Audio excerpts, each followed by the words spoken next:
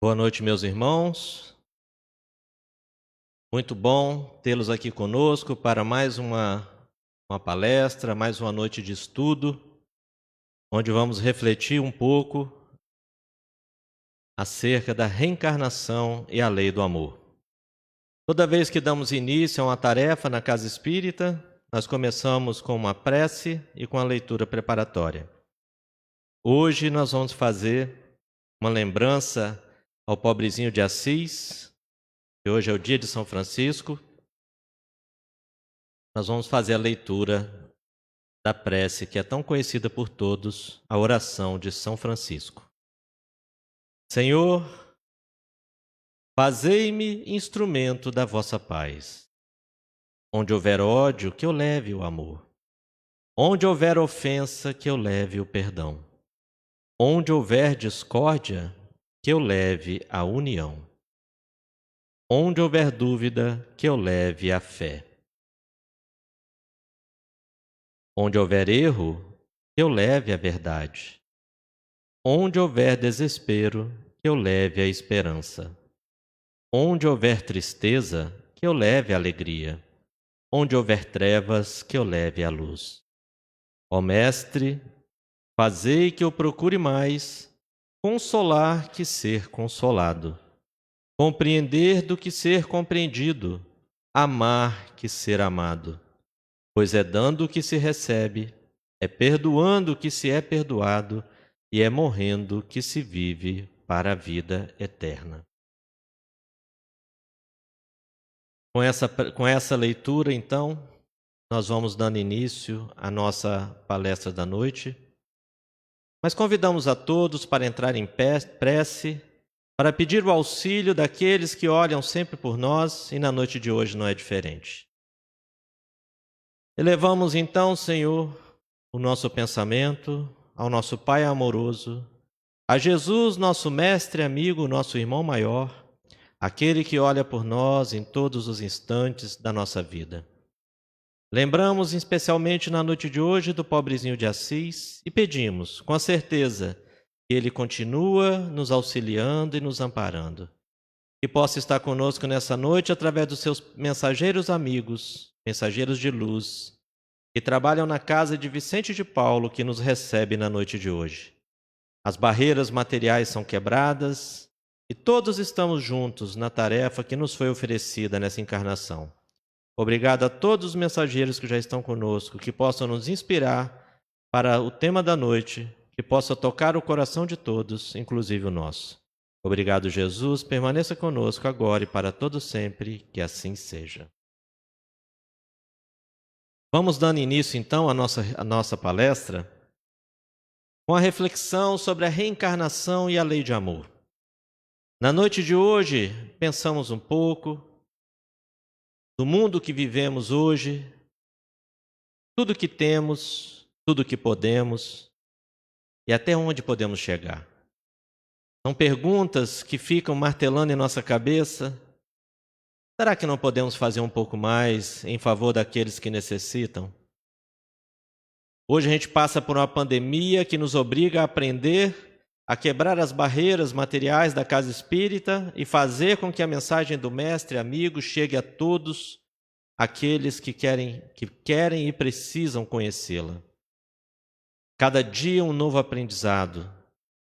Até ontem olhávamos muito só para nós e esquecíamos de olhar os nossos irmãos.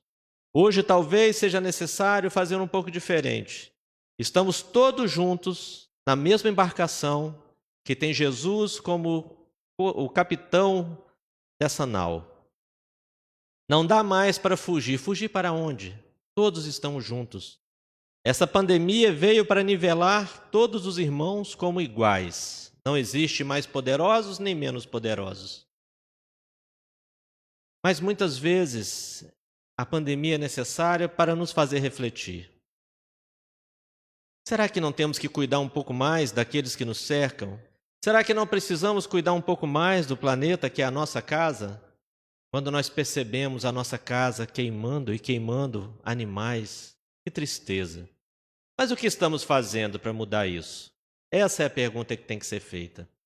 E nessa longa jornada nossa como espírito imortal na terra, que somos, nesse grande caminhar, que já caminhamos bastante, já avançamos muito, mas temos muito a seguir. Nós vamos perceber na nossa história que quando Jesus aporta na terra, o mensageiro do amor, aquele que veio trazer, através do exemplo e da vivência, que é possível amar os semelhantes. Jesus já traz exemplos que ficaram para nós em toda a eternidade. Nasce junto com Maria e o seu pai José, uma família simples. Não nasceu cercado de ouro e riquezas, pois ele já tinha riqueza maior, aquela que veio para transformar. E Jesus, ele vem nos dando lições que podem transformar completamente a nossa vida. Mas para isso é necessário segui-lo. E o que nos impede de seguir o Mestre? O que nos impede de seguir os seus conselhos, as suas bênçãos de amor para todos nós? Jesus veio, o amor estava entre nós, mas nós não o conhecemos, como diz João, o evangelista. Nós o crucificamos. O amor estava entre nós, a luz estava entre nós e nós não aceitamos. No momento que era decidido entre o Cristo, governador espiritual desse planeta, ou Barrabás, nós escolhemos o ladrão. Talvez hoje estamos sendo perguntados novamente: queremos o Cristo ou vamos permanecer com Barrabás? E talvez a nossa escolha ainda seja Barrabás. Muitos hoje estão colocando a culpa na pandemia para não realizar algumas tarefas que são necessárias e são bênçãos de luz na nossa vida. Mais uma vez estamos escolhendo Barrabás. Todos os trabalhos devem ser feitos com segurança, nós sabemos disso. Mas a gente não pode deixar de acolher aqueles que necessitam por causa da pandemia. Após a crucificação do Mestre, os cristãos são perseguidos. E quando nós contamos essas histórias, às vezes a gente fala que perseguiram os cristãos. Não, nós perseguimos os cristãos. Fomos nós. Nós que tomamos as decisões equivocadas. Nós que apedrejamos. E o primeiro deles foi Estevão. Quando Saulo de Tarso resolve mandar apedrejar aquele jovem que veio para implantar junto com o Cristo, após o Cristo, o reino de amor na terra. Quantas decisões erradas nós já tomamos? Nós queimamos médiuns como se fossem bruxas. Um dia desse eu vi uma publicação na rede social que dizia assim: fizeram com que ficássemos com medo das bruxas e não das pessoas que as queimaram. Nós temos que pensar isso. Não dá mais para a gente continuar como se a gente estivesse vivendo na Idade Antiga, na Idade Média. É necessário refletir os erros cometidos durante tanto tempo. Até quando? Até quando? A Inquisição veio e muitos de nós que hoje estamos nas fileiras da doutrina espírita e de outras crenças, talvez auxiliamos, nem que seja com a energia, para que a Inquisição fosse implantada na Terra. Por isso, a nossa obrigação de escolher melhor hoje. Novas oportunidades em nova reencarnação. E nem sempre nós tomamos caminhos novos. Geralmente, retornamos ao mesmo erro que já cometemos em encarnações passadas. Vieram as cruzadas, a briga em nome de Deus. Será que nós vamos ver novas cruzadas na Terra? No país hoje nós vemos irmãos de crença, irmãos de família, brigando por causa de religião. Será que nada muda? Os mesmos erros cometidos, os mesmos tropeços? Mas e a lei de reencarnação? A renovação através de nascer de novo? Depois vieram as guerras, irmãos lutando contra irmãos. A terra quase é destruída. Mas no final de tudo, não é o homem que está no comando. Mas nós nos equivocamos muito. Voltamos um pouco no tempo. Jesus está na praça, falando do reino de amor e da boa nova. Uma multidão alvoroçada se aproxima dele, lhe trazendo uma mulher que tinha sido pega em adultério. Jesus, então, diz àqueles homens: quem tiver sem pecado, que atire a primeira pedra. Conta-se que ele se abaixou, começou a escrever na areia. Alguns homens se aproximavam e viam ali no que ele escrevia seus tropeços nessa encarnação. Nenhum daqueles se sentiu digno e puro bastante para apedrejar a mulher. Quando o mestre se levanta, já não existia mais nenhum entre eles. Só os seus discípulos e aquela mulher caída ao chão.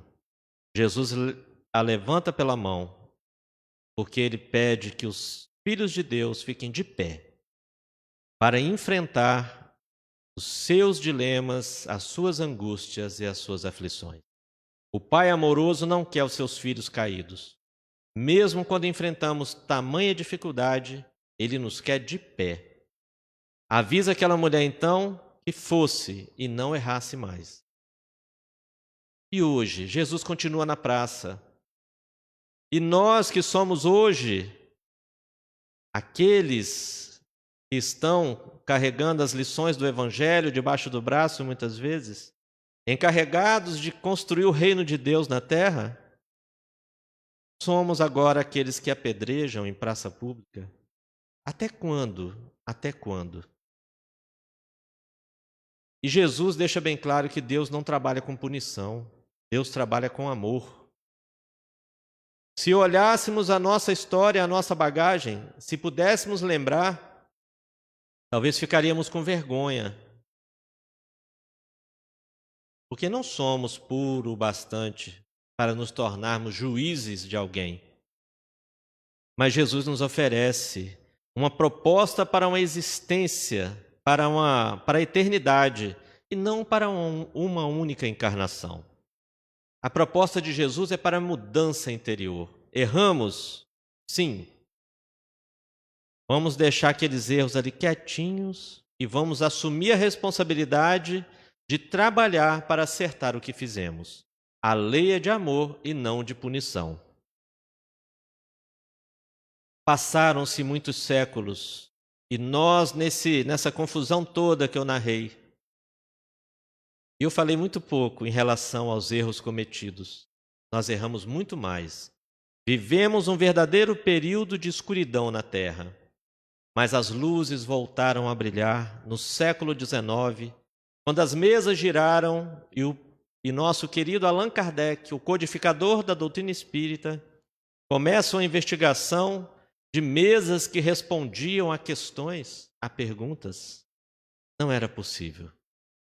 Se elas respondiam, é porque ali existia um ser pensante e inteligente. O professor Rivail, que passa depois disso a usar o pseudônimo de Allan Kardec, codifica a doutrina espírita e vem nos mostrar que somos muito mais do que pensamos. Nós somos luz. Nós viemos para brilhar e fazer a nossa luz brilhar e contagiar todos aqueles que nos cercam, transformando a nossa vida e a vida daqueles que estão ao nosso lado com o nosso brilho interior. Mas para isso, necessário se faz que vençamos todos os obstáculos desse mundo material e desse corpo de carne que acaba servindo como uma barreira para que possamos fazer brilhar a nossa luz. E Kardec vem nos mostrar que para viver em equilíbrio precisamos de respostas. E hoje continuamos precisando dessas respostas para vencer essas dificuldades que enfrentamos. Quando nós nos achamos muito mais do que somos, somos muito pequenos em relação a esse universo tamanho, mas continuamos achando que somos o ser mais importante que existe no universo. Em outro sentido, somos, porque Deus trata toda a sua criação com a maior importância possível. Mas nós vamos encontrar o nosso real valor o dia que aprendermos a conviver como irmãos, todas as raças, quando não fizermos mais os animais queimarem em matas e no Pantanal. Que tristeza, gente. Mas precisamos de respostas para encontrar o equilíbrio e a paz. Kardec vem nos dizer: nascer, morrer, renascer ainda e progredir sem cessar. Tal é a lei. Alguns pensam que foi a doutrina espírita que inventou a reencarnação, mas não foi. A lei da reencarnação é uma lei divina e vai ser comprovada mais cedo ou mais tarde. E aqueles que não acreditam não precisam ter pressa, porque mais cedo ou mais tarde vão entrar na lista e na fila para reencarnar e tentar uma nova oportunidade.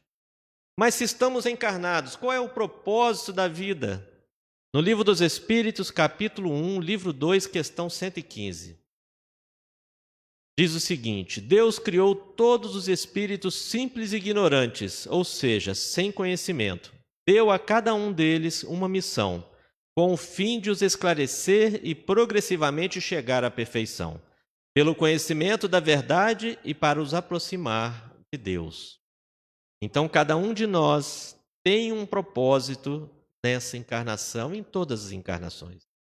Ninguém passou por aqui por acaso, a passeio. Todos temos compromissos assumidos e cada um tem que cumprir o seu papel. Aqueles que não estão cumprindo estão perdendo tempo. E o maior drama do espírito é quando volta para casa, para o mundo espiritual e percebe o tempo perdido. E qual é o propósito da sua vida? Se você não está aqui por acaso, qual é o propósito da sua vida? Uma reflexão para cada um de nós. Quando eu acordo segunda-feira de manhã, eu acordei para quê? Como eu estou aproveitando o meu tempo? Estou só vivendo as coisas do mundo? Ou estou trabalhando na minha transformação e na construção de um homem de bem aqui dentro, para que o reino de amor possa ser construído na terra? Objetivos da reencarnação. Livro dos Espíritos, ainda capítulo 1, livro 2, questão 171. Todos os espíritos tendem para a perfeição, e Deus lhes faculta os meios de alcançá-la, proporcionando-lhe as provações da vida corporal. Sua justiça, porém, lhes concede realizar em novas existências o que não puderam fazer ou concluir numa primeira prova. Aí o que é interessante? Que se temos uma bagagem de equívocos, que muitos de nós temos, e fica tudo guardado para que a gente possa nos resolver quando for possível, a lei de amor ela é tão fantástica que ela nos permite realizar esse acerto de contas com a lei de acordo com novas existências. Aquilo que eu não tenho condição ainda de mudar e transformar em minha vida, fica guardado nos meus arquivos para o tempo que eu puder fazer essa mudança. Essa é a lei de amor. Nada de punição. Ninguém sofre por punição. Deus é puro amor e bondade. Mas se a reencarnação existe, se as vidas sucessivas fazem parte da lei, onde está a lógica dessas vidas sucessivas? Se fôssemos criados por Deus na hora do nascimento, como muitas pessoas acreditam, onde estaria a lógica disso tudo? Porque para uns a fortuna, a felicidade constante, e para outros a miséria ou a desgraça inevitável. Quem traz essa reflexão é Leon Denis, no livro Problema do Ser, do Destino e da Dor, quando ele trata das vidas sucessivas. Uns têm tantos e os outros na miséria. Por que um nasce com problema e já nasce cego, paraplégico, deficiente visual, deficiente auditivo, e o outro nasce num berço cercado de riquezas e ouro, com a saúde perfeita? Como podemos imaginar um Deus amoroso privilegiando alguns e punindo a outros? Não faz sentido, não é? Para estes a força, a saúde, a beleza, para aqueles a fraqueza, a doença e a fealdade. Porque a inteligência, o gênio, aqui e acolá, a imbecilidade. Porque alguns têm capacidades, alguns jovens pegam um instrumento, saem tocando, tocam violão, tocam a guitarra, tocam baixo, teclado, e outros simplesmente não conseguem tocar nada. Será que aquilo ali é um dom? Foi alguma coisa que esse jovem ganhou? Não. É tudo trabalho, tudo aquisição de longas e longas horas de trabalho e dedicação. Em encarnações e no plano espiritual também. Se preparando para nascer numa nova encarnação e construir esse homem novo. Agora, aqueles que vêm com dificuldade, pode ser prova e pode ser expiação. Alguns estão vivendo situações que precisam aprender. Tropeços de ontem, a semeadura de ontem é a colheita de hoje.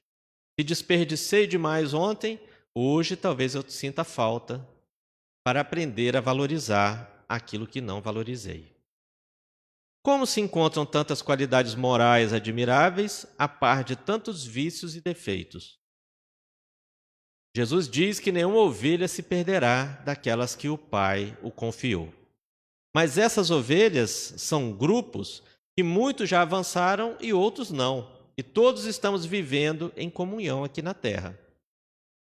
E às vezes encontramos alguns que já estão muito à frente, que têm uma autoridade moral expressa nas qualidades que têm adquiridas com o trabalho e esforço. E vemos também alguns que se aproximam muito mais daqueles que estão no começo da caminhada evolutiva. Mas todos estamos aprendendo uns com os outros como ser melhor. De onde vêm também os jovens prodígios? Aí a gente já comentou, músicos e tudo mais. Trabalho e esforço. Nada é ganhado simplesmente por um estalar de dedo e Deus me deu e isso aqui é meu e pronto. Tudo é esforço e trabalho. Evidências da reencarnação. Se ela existe, será que existem evidências? Crianças prodígios. Qual a origem das faculdades extraordinárias dos indivíduos que, sem estudo prévio, parecem ter a intuição de certos conhecimentos, das línguas, do cálculo? Alguns parecem que sabem mais que os outros. Lembrança do passado, progresso anterior da alma, mas de que ela não tem consciência. De onde queres que venham tais conhecimentos? O corpo muda, o espírito, porém, não muda, embora troque de roupagem. Da mesma forma que não podemos acessar todo o conteúdo negativo que existe em nossa bagagem, não podemos também acessar todo o conteúdo que já temos adquirido. Talvez um músico que tem uma capacidade extraordinária, que já fez músicas que até hoje nós conhecemos, que viveu em encarnações passadas, talvez ele vai nascer com esse conhecimento adquirido, está na sua bagagem, mas ele não vai acessar. E outros nascem tendo o direito de acessar todas as possibilidades e se transformam em verdadeiros fenômenos diante daqueles que não conhecem tal situação. Crianças que se lembram de vidas anteriores.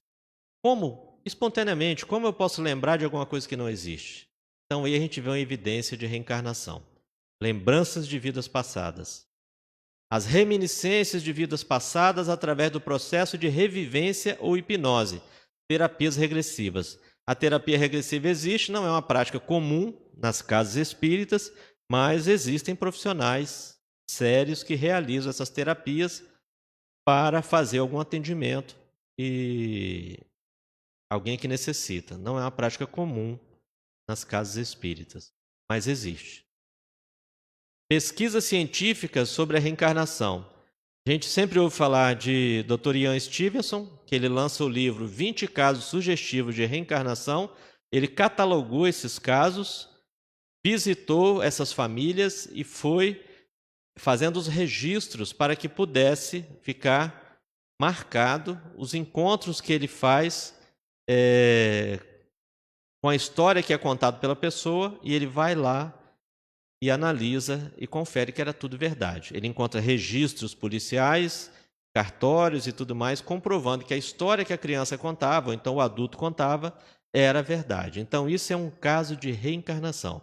Talvez uma pena foi ele ter colocado o nome do livro, como 20 casos sugestivos, que diante de tantas provas que ele juntou, eram 20 casos de reencarnação e não sugestões, né? E no Brasil nós conhecemos Hernani Guimarães Andrade, ele lança o livro Reencarnação no Brasil também.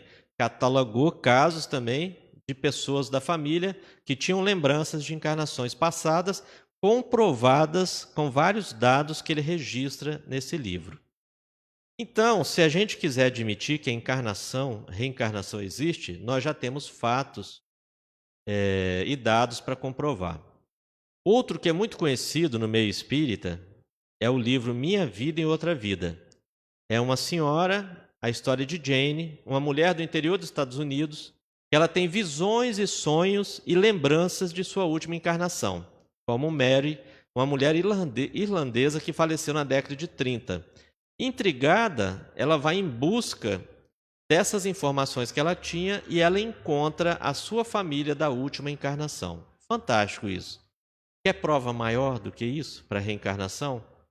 Então são provas que estão aí. Quem não assistiu, assista, que o filme é emocionante. A reencarnação é uma crença milenar. Não é a doutrina espírita só que fala de reencarnação. No livro Reencarnação, Tudo que Você Precisa Saber, de Richard Simonetti, ele fala o seguinte, que Platão, de 428 a 348 a.C., já falava de reencarnação. Ele diz também que Sócrates também falava, antes de Cristo. Eles já admitiam as vidas sucessivas. O que a gente tem que deixar bem claro é que, na verdade, eles não usavam a palavra reencarnação porque ela não existia naquela época. Mas as vidas sucessivas eram tratadas com toda a naturalidade. Orígenes, o mais distinto e ilustre entre todos os teólogos da antiga igreja, ensinava a preexistência da alma segundo a ideia platônica. No século VI, o imperador Justiniano I declarou guerra aos discípulos de Orígenes, e no sínodo de 553, em Constantinopla, os seus ensinos foram condenados. A partir daí, não se fala mais em vidas sucessivas dentro da igreja.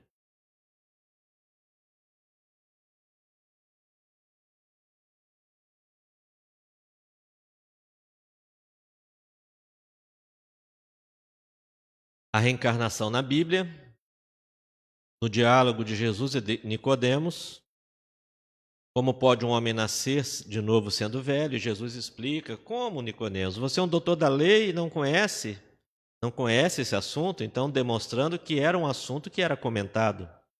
Nascer de novo. O que é nascido da carne é carne, o que é nascido do Espírito é Espírito. Necessário vos é nascer de novo. São textos que são muito claros que Jesus está falando de nascer de novo no sentido da reencarnação e não se renovar através do batismo. Rabi, quando ele encontra Jesus e o cego de nascença, é perguntado a ele, Rabi, quem foi que pecou? Ele ou os pais, para ele nascer cego, um cego de nascença? E Jesus diz, ninguém pecou, nem ele nem os pais. Foi para que nele se manifestassem as obras de Deus e aquilo aconteceu. João Batista e Elias, essa é a parte mais fantástica que está no Evangelho e que não deixa campo para interpretação, é simplesmente um fato que está narrado ali. É verdade que Elias há de vir e restabelecer todas as coisas? Discípulos perguntam. E Jesus diz, mas eu vos declaro que Elias já veio, e eles não o conheceram e o trataram como lhes aprouve. É assim que farão sofrer o Filho do Homem. Então seus discípulos compreenderam que fora de João Batista que ele falara. Essa passagem está em Mateus 17. Os discípulos descem do monte Tabor, depois da transfiguração, e começam esse diálogo. E Jesus deixa bem claro que Elias já veio na figura de João Batista. numa nova encarnação, porque Elias tinha vivido 900 anos antes dessa conversa. Não cabe interpretação. Não tinha como João Batista ser novamente a figura de Elias sem nascer de novo. E acabaram cortando a cabeça de João e depois fariam o Cristo sofrer. Reencarnação, o desafio do retorno. Dizem os espíritos que morrer às vezes é mais fácil do que reencarnar. A angústia de reencarnar é muito grande também. A perturbação muito maior e, sobretudo, mais longa. Pela morte o espírito sai da escravidão, pelo nascimento entra para ela. Nós vemos no livro Nosso Lar que quando a mãe de Lísias está se preparando para renascer, aí é uma tristeza, todos se reúnem com um sentimento assim como se ela estivesse morrendo. Então nós percebemos que aqueles irmãos que estão do outro lado, quando vão reencarnar, eles sentem também, como nós sentimos quando os nossos irmãos daqui voltam ao plano maior. O instante da reencarnação procede como o viajante que embarca para uma travessia perigosa e que não sabe se encontrará ou não a morte nas ondas que se decide a afrontar. O espírito não sabe o que vai encontrar do outro lado da vida, quando vai reencarnar. Nós lembramos de Alcione, no livro Renúncia, quando ela conversa com seu mentor e ela pede para reencarnar para cuidar do seu amado, e ele diz a ela já não precisava mais reencarnar na Terra, já tinha cumprido o seu papel evolutivo nesse planeta, de expiação e prova.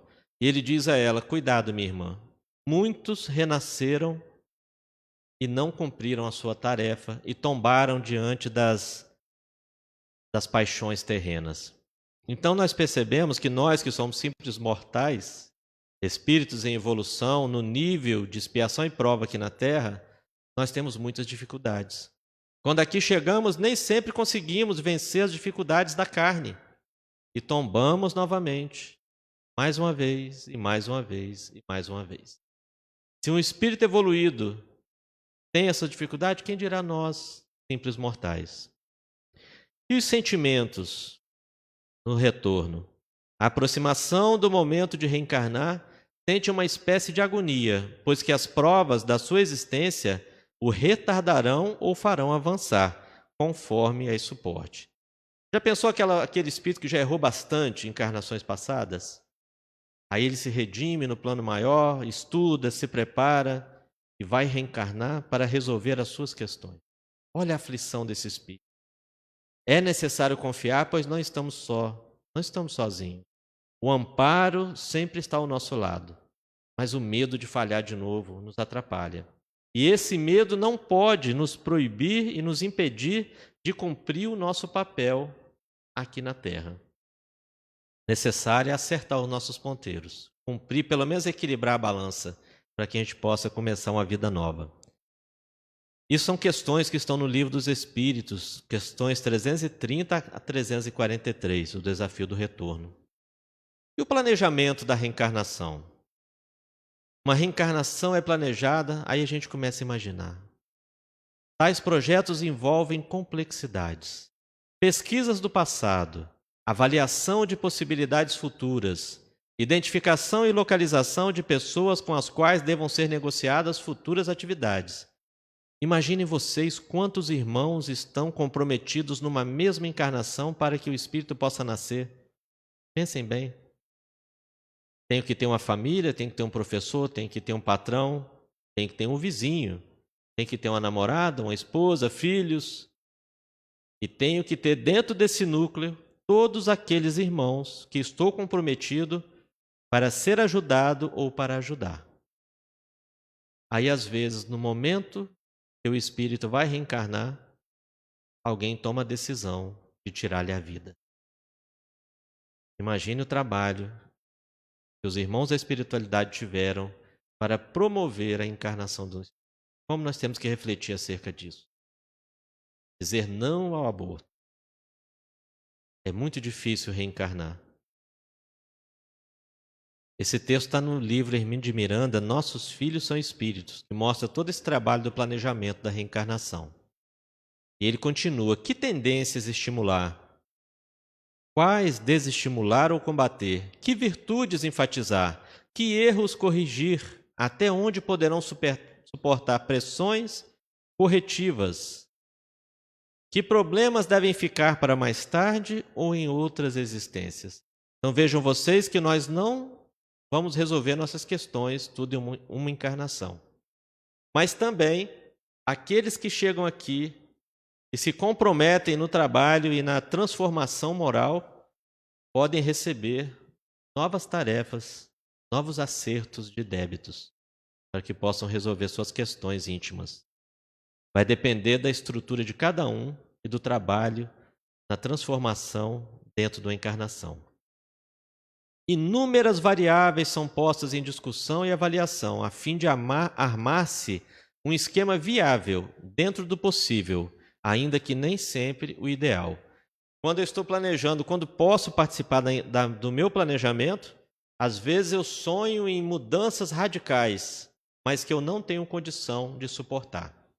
Então, os engenheiros que trabalham na reencarnação, no planejamento da reencarnação, eles nos dizem menos. Se você conseguir cumprir tal parte da sua encarnação, a gente pode até te oferecer mais, mas menos, para a gente poder resolver. E André Luiz, ele fala que são poucos completistas, aqueles que conseguem cumprir toda a tarefa de reajustamento e planejamento da sua encarnação. Quando um completista volta para casa no plano espiritual, é uma festa imensa porque são poucos. Esse planejamento, depois de concretizado, aí começa a aproximação com os pais para promover a ligação espiritual, a chegada desse novo ser.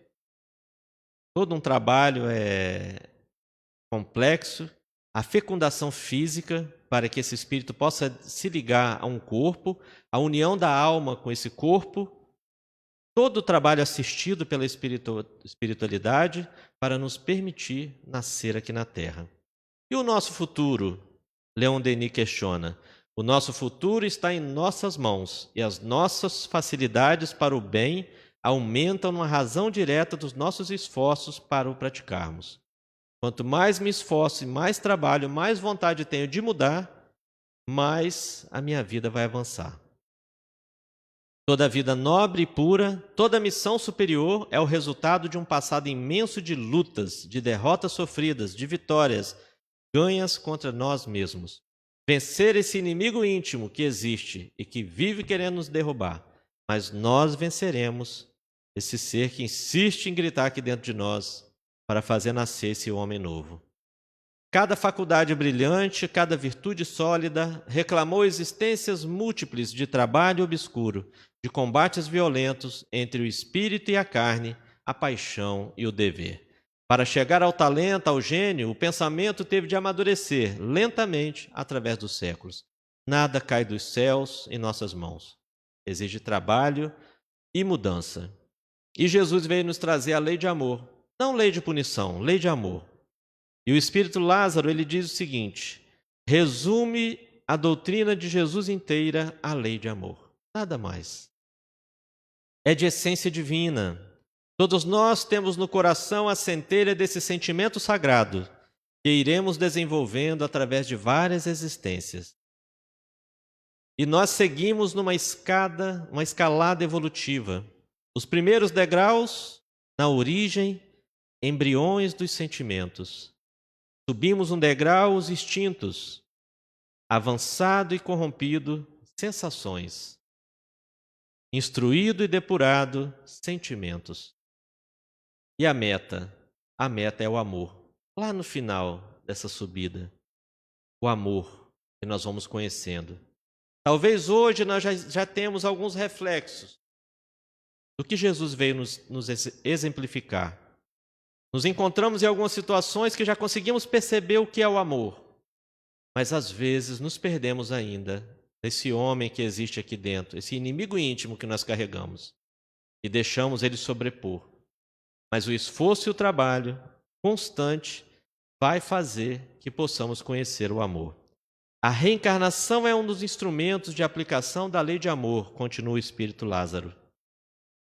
Em uma mesma família se reúnem inimigos do passado a fim de se ajustarem diante dessa lei. Se a lei é de amor, que coisa mais linda, são inimigos. Uma mãe está amamentando o seu próprio inimigo. E naquele momento da infância e do crescimento, ela começa a amar aquela criança, aquele espírito que ali está, e nós vamos resolvendo as nossas questões mais difíceis, nossas questões íntimas. É a oportunidade que Deus nos concede de fazer o bem a quem tenhamos feito mal. E qual é o limite para amar? A família, a seita, a nação, a humanidade inteira? Nos mundos superiores, o amor recíproco é que harmoniza e dirige os espíritos. Não existe limite para o amor. Quanto mais você ama, quanto mais você espalha amor, mais amor você recebe. A prática da lei de amor consiste em amar a todos indistintamente. Ajustando-nos à lei de amor, exercitar a tolerância e o amor com os que convivem conosco. Perdoar quem nos ofende. Perdoar, como é difícil perdoar, né? Chegará um momento que não precisaremos mais perdoar, porque ninguém vai nos magoar, ninguém vai nos ofender. Auxiliar o próximo na medida das nossas possibilidades, nos colocar à disposição daqueles que necessitam. Fazer aos outros o que gostaríamos que eles nos fizessem. Ser leal. Amar no sentido profundo é ser leal. Ser íntegro. Ser consciencioso. Considerar como sua a grande família humana.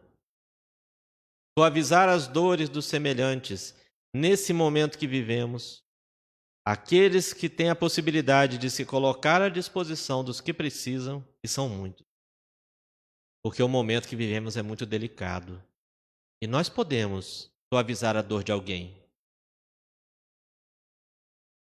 Destruição do egoísmo. Se colocarmos em prática tudo isso que foi dito, a destruição do egoísmo se fará. Melhoramento moral da humanidade, extinção das misérias sociais. Felicidade durante a vida terrestre e espiritual. E qual a contribuição do Espiritismo? A doutrina espírita pode contribuir nesse momento que vivemos? Contribui para que a lei de amor seja mais claramente compreendida e seus efeitos rapidamente sentidos.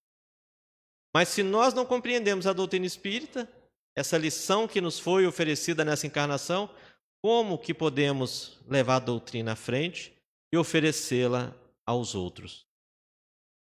Fenelon, ele recomenda em Bordeaux, 1861, o seguinte: amados irmãos, aproveitai dessas lições.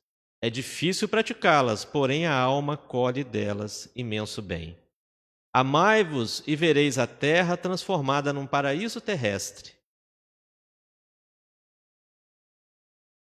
Amar um pouco mais.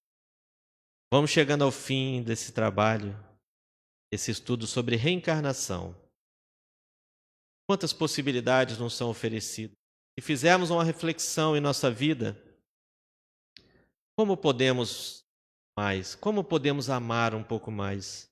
Olhar para aqueles que não temos muita simpatia, começar a transformar os nossos sentimentos e amar aqueles que nós temos dificuldade. Pelo menos resolver as nossas questões com essas pessoas, para que possamos, pouco a pouco, transformar o mundo que nos cerca, para que possamos transformar o mundo. Hoje é o dia de Francisco de Assis.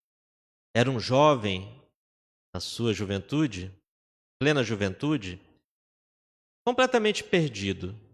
Não tinha consciência o que seria a sua encarnação. E aquele jovem que bebia, vivia na noite, homem de riquezas, posses, não tinha um olhar para aqueles que necessitavam. Existia um leproso que sempre o amedrontava. Francisco de Assis corria, o jovem Francisco. Depois daquele encontro na igreja, quando ele ouve uma voz que lhe pede para que reformasse a sua igreja, mas era um sentido muito maior do que muitos irmãos pensaram, inclusive ele. Ele pensou também que era a reforma da instituição material, mas não. Jesus lhe falara ali da reforma de valores que ele veio demonstrar através do exemplo. Depois que ele abandona as riquezas materiais, que ele abandona a vida, as paixões da terra e se dedica totalmente aos necessitados, aí ele se transforma num homem novo. Um dia ele passeando, ele andando, fazendo uma travessia num caminho que ele sempre passava, e de repente ele percebe, vinha ao seu encontro o leproso. Mesmo leproso que sempre lhe dava muito medo. Mas naquele instante, Francisco, o pobrezinho de Assis, se transforma, porque ali era um homem novo, não era mais aquele jovem perdido que estava aqui na terra simplesmente vivendo as paixões. Ele se aproxima daquele homem, o abraça, beija, sem perceber as feridas e cuida todas as suas dores. Francisco, pobrezinho de Assis, enxergava naquele homem agora o nosso amado Jesus. E é assim que nós vamos nos transformando nessa encarnação. Encarnação e após encarnação. O tempo que nós vamos precisar depende do esforço de cada um de nós. Hoje, Francisco de Assis continua olhando por nós. E agradecemos a oportunidade que nos é oferecida nessa encarnação de falar do Evangelho do Cristo, do Evangelho de Deus, numa casa espírita de bênçãos e de amor de Vicente de Paulo, aquele que encontrou a caridade no contato com o próximo também. Vamos chegando ao fim do nosso trabalho de hoje e convido a todos mais uma vez para lembrar do pobrezinho de Assis, que está com a mão estendida para nós, nos convidando a essa mudança e essa transformação. E faremos a leitura da prece de Francisco. Senhor, fazei-me instrumento da vossa paz. Onde houver ódio, que eu leve o amor. Onde houver ofensa, que eu leve o perdão. Onde houver discórdia, que eu leve a união. Onde houver dúvida, que eu leve a fé. Onde houver erro, que eu leve a verdade. Onde houver desespero, que eu leve a esperança. Onde houver tristeza, que eu leve a alegria. Onde houver trevas, que eu leve a luz. Ó Mestre, fazei que eu procure mais consolar que ser consolado, compreender do que ser compreendido, amar que ser amado. Pois é dando que se recebe, é perdoando que se é perdoado, e morrendo que se vive para a vida eterna. Que possamos, a cada dia, pedir ao Mestre amigo que nos transforme e nos permita ser instrumento de vossa paz. Agradecemos a todos que estiveram conosco nessa noite tão cheia de graças. Estamos aqui realizando esse trabalho. Antes da palestra, nós fizemos a evangelização online. Isso aí vai nos dando força e energia para seguir em frente e vencer as nossas dificuldades e as nossas más tendências. Obrigado a todos, que todos tenham uma ótima semana. Fiquem com Deus e muita paz.